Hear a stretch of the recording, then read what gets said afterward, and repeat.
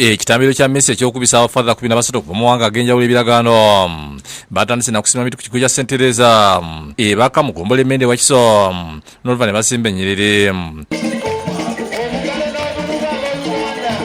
Ba brother mukusaba kuno bazze batambulira wakati wabazadde babo bakwasiza abakulu mu ddiini.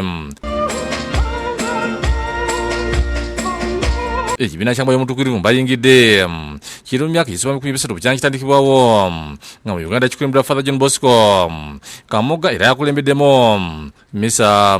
Father Kamuga mu kubuulira asibiridde ba brother entanda obutemalamu na byansi wabula bakole ebimuweesa ekitiibwa abakutidde okuyamba abantu okudduukirira abalina obwetaavu n'okunyweza ekigambo kya Katonda.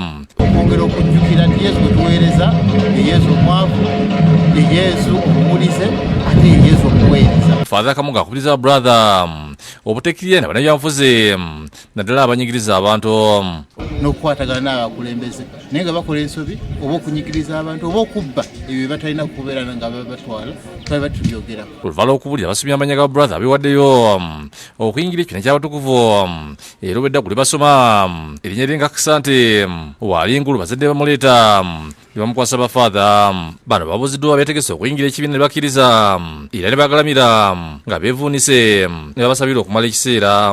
By the grace of the Holy Spirit, purify them from all sin. Bwe bamaliza ne bakubisa ebirayiro sekinnoomu era ne bayingizibwa.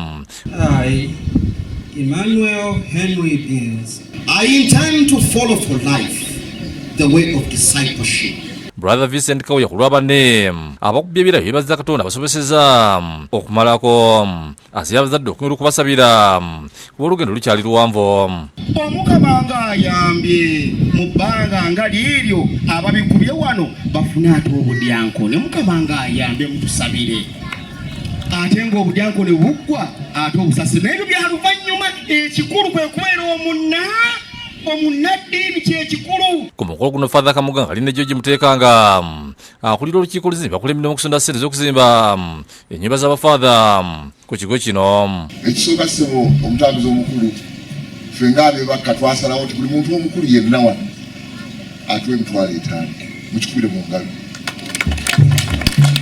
William Mutyaba yakusakidde gwe ku lwa Bukedde TV.